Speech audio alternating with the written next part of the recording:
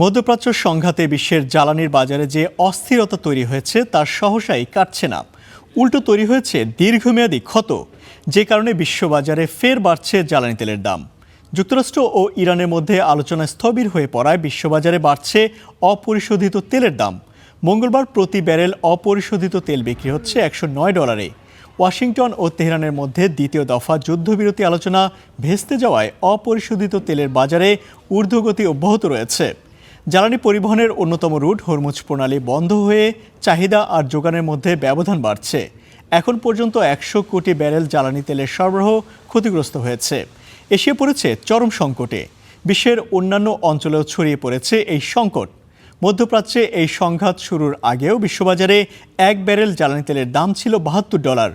যুদ্ধ শুরুর পর যা উঠেছিল সর্বোচ্চ $119।